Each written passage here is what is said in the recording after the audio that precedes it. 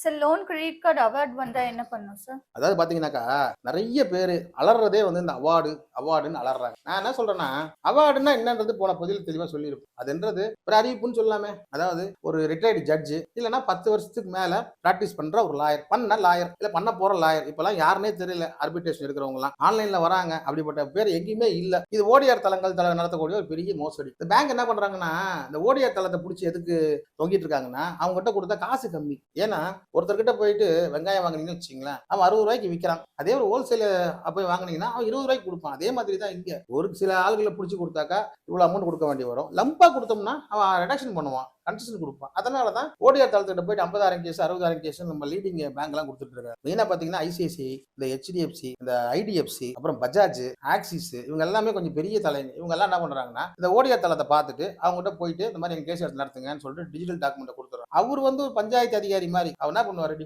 கொடுக்காத சொல்லிட்டு போக முடியும். ஆனா பக்கா வந்து மோசடி நடக்குது. ஏன் தெரியுங்களா? அந்த யாரு இந்த முறையா ஆர்பிட்ரேஷன் எடுக்கிற ஒரு சிட்டேட் ஜட்ஜுக்கு தெரியும், ப்ராசஸ் தெரியும். அவங்க ரொம்ப எல்லாம் வந்து ரிஜிடிட்டியா இருப்பாங்க. இந்த பக்கமும் அந்த பக்கமும் வந்து பார்த்து தான் அவங்க சொல்லுவாங்க. ஆனா இவங்க காசு வாங்கிட்டு கையெழுத்து போட்டு கொடுத்துறாங்க. இதை வச்சு பேங்க் மேனேஜர் மிரட்டி அக்கௌண்ட் ஃப்ரீஸ் பண்ணிடுறாங்க. இதுதான் இல்லீகல். யாருக்கு தெரியாத பக்கம் இது. உங்க அக்கௌண்ட் ஃப்ரீஸ் ஆகுது, அது கோர்ட்டு போயில ஃப்ரீஸ் ஆகல. பேங்க் மேனேஜரை மிரட்டி இந்த மாதிரி நாங்க கொடுத்துட்டோம், இவர் அக்கௌண்ட்டை வந்து நீங்க பிளாக் பண்ணி வைங்க, இல்ல ஃப்ரீஸ் பண்ணி வைங்க. அப்படி பண்ணலன்னா நாளைக்கு பிரச்சனை வந்தா நீங்க தான் பொறுப்பு.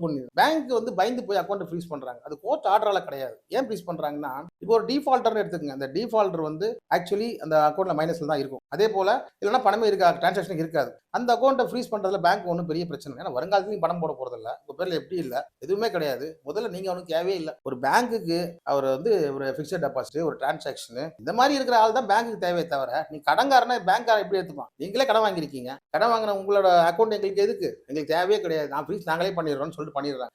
கோர்ட்டு தான் போகணும்னு அவசியமே இல்லை. உங்கள் secured unsecured loan credit card default குறித்த சந்தேகங்களுக்கு வழக்கறிஞர் சரவணன் பதில்கள் யூடியூப் சேனலை சப்ஸ்கிரைப் செய்யவும்.